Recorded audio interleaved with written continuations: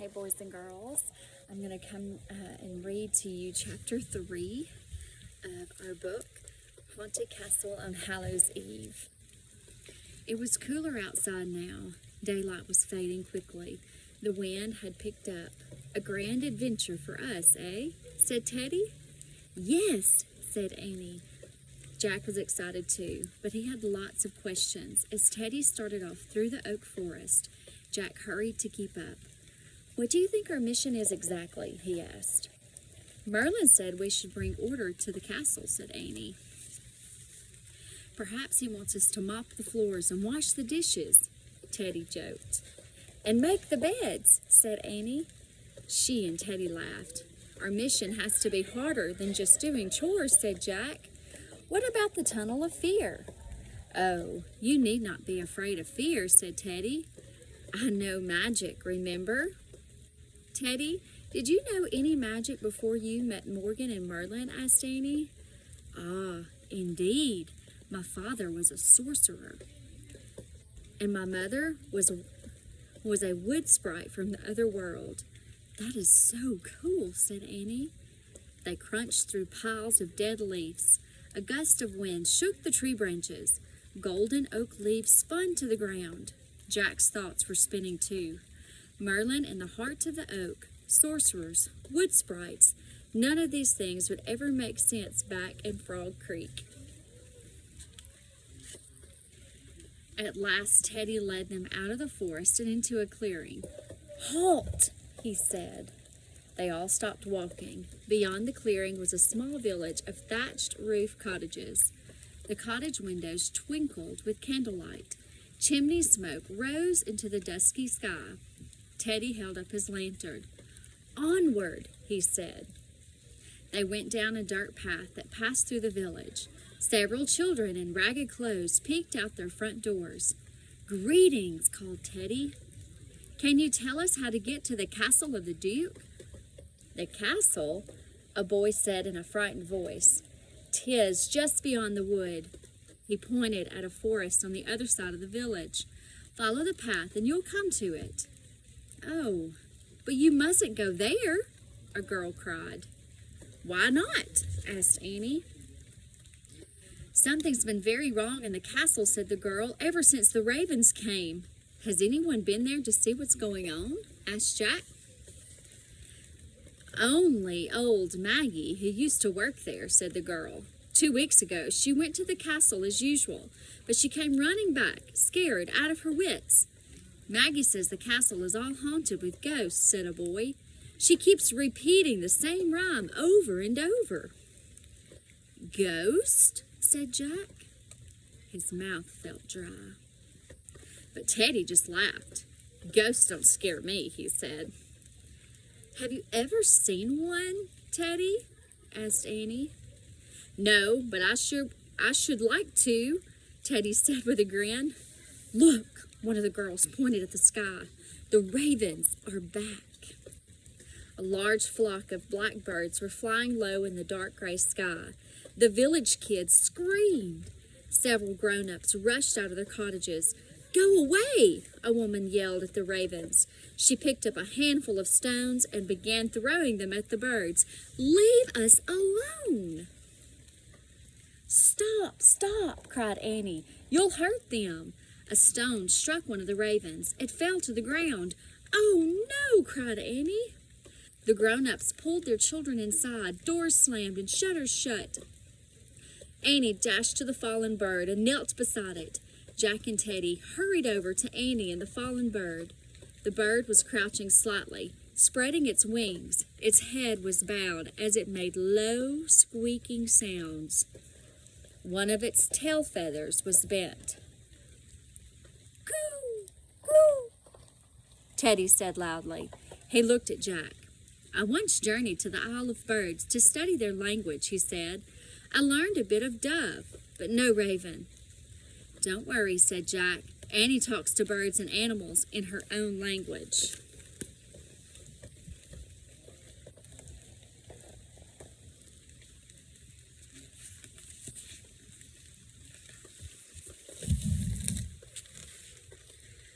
I'm sorry for what they did to you, Annie said softly to the raven.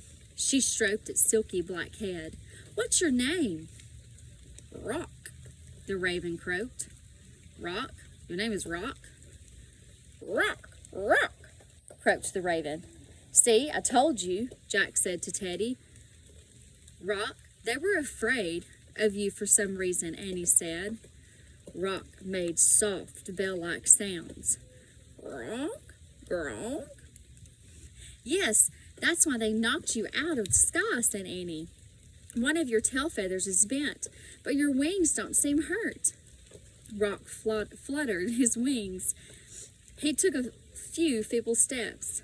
Go on, Rock, Annie coaxed. You can do it. The raven flapped his wings again. Quack, he croaked. He lifted off the ground. Great, said Annie, clapping. Rock clapped his wings. He glided up into the twilight, and he swooped with ease back down to Annie. Caw, caw, he called, as if thanking her. Be careful, Rock, Annie shouted. They all waved as the raven sailed off into the sky.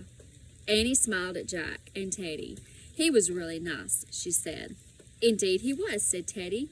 I think your gentle words were healing to him. I wonder why the people here are so afraid of ravens, said Annie. Yeah, said Jack. And what was that stuff about ghosts? Ghosts, said Teddy. He smiled.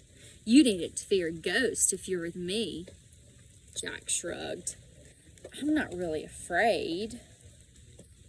Not afraid? Said a feeble voice. Jack and Annie whirled around. An old woman stood in the dark doorway of a cottage. She leaned forward in a cracked voice. Where is the girl who spins wool into thread? Where are the boys who play chess before bed? Where is the hound who waits to be fed? The old woman stared at them with a fearful look in her eyes. Then she stepped back into her cottage and closed her door. A shiver went up Jack's spine. That was strange, he said.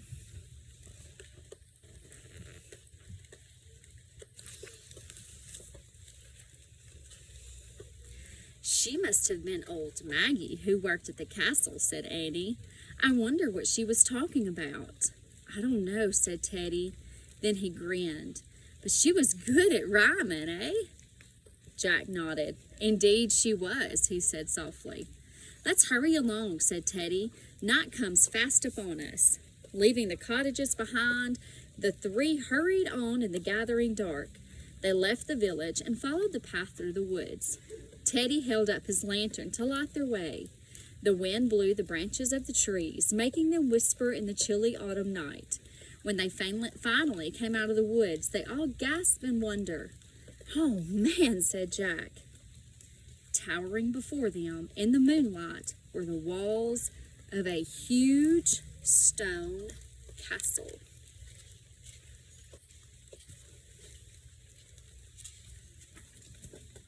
Chapter 4.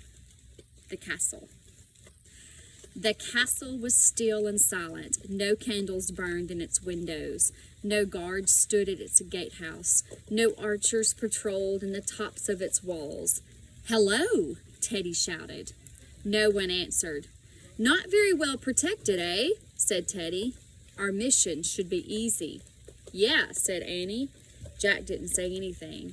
He would have felt happier if guards had been protecting the castle. That would have seemed more normal. Come along, said Teddy. Jack and Annie followed Teddy over a wooden bridge to the gatehouse.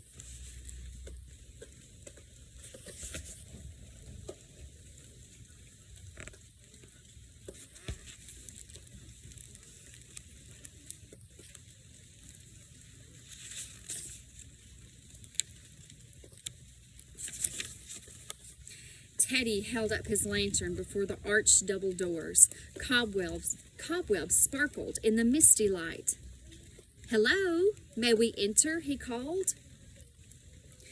Silence. They all stared at the heavy wooden doors. Never fear, I shall get us in, said Teddy. The boy sorcerer put down his lantern. He took a deep breath. He rubbed his hands together. Then he stretched out his arms and shouted, "Open, your two oaken doors." He looked at Jack and Annie. "Quick, what rhymes with doors?" Floors, said Jack. "Good," said Teddy. He opened his arms and yelled, "Open ye two oaken doors, or we will not mop up your floors." Nothing happened. Teddy looked at Jack and Annie. "Bad rhyme," he said. Annie frowned and nodded. "Are you sure they were even locked?" said Jack. "Let's see," said Annie. She pushed on one door. Jack pushed on the other door. Slowly, the doors creaked open. "Ah, brilliant," said Teddy with a laugh. "Shall we?" He held out his hand and waved Jack and Annie through the open doorway. The castle gatehouse was cold and empty, and Jack could see his breath in the sharp air. He heard a creak. They all turned to look. The heavy doors moved by themselves and closed with a thump. They all stared at the doors for a moment. Then Teddy broke the silence. "Interesting," he said cheerfully. Jack tried to smile. "Indeed, interesting," he said, and he shivered. He couldn't tell if it was from cold or from fright. Now, he wondered, now are we entering the tunnel of fear? "Onward," said Teddy. He led them. He led them through the empty gatehouse onto the shadowy castle grounds. There were no signs of life anywhere.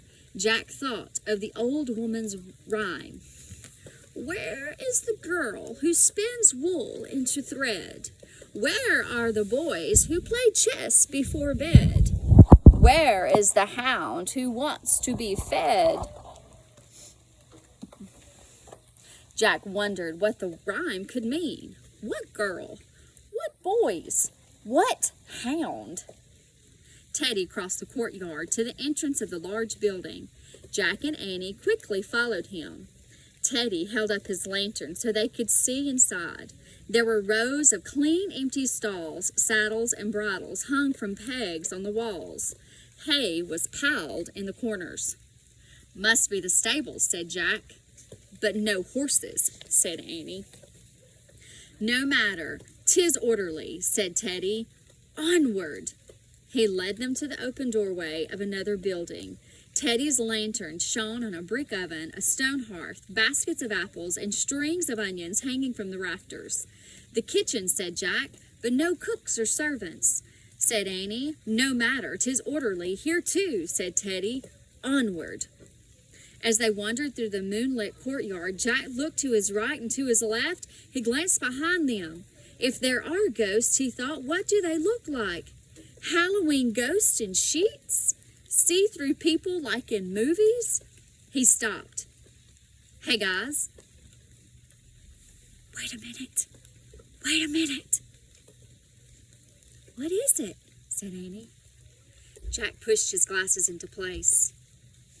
"Are we just going to keep wandering from building to building? What's our strategy?" "Strategy?" asked Teddy. "Jack means we should make a plan," said Annie.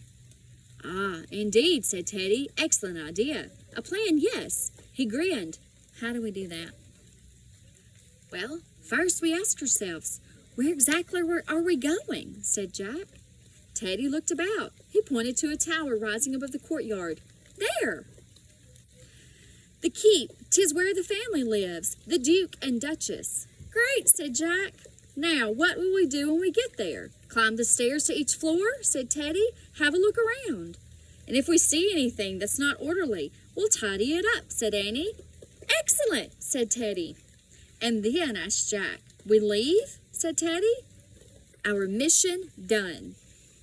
Jack nodded. This wasn't much of a plan, or a mission, he thought, but he liked the leaving part. He hoped That happened before any ghosts showed up. Okay, he said, holding his lantern to light their way. Teddy led them to the entrance of the castle keep.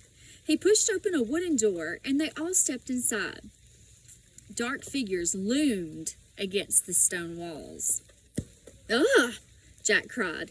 He jumped back, bumping into Annie. Annie laughed. "It's only our shadows," she said. Jack felt silly. "Right, sorry," he said.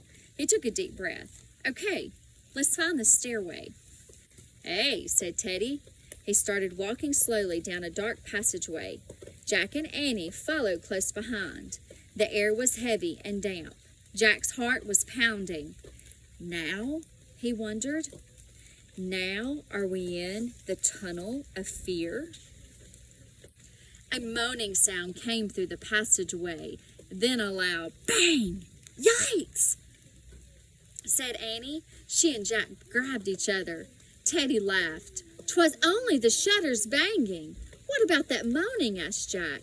"'Twas only the wind blowing through the crannies," said Teddy. Jack took another deep breath and kept going. Soon they came to a twisting stairway. "The stairs," said Annie.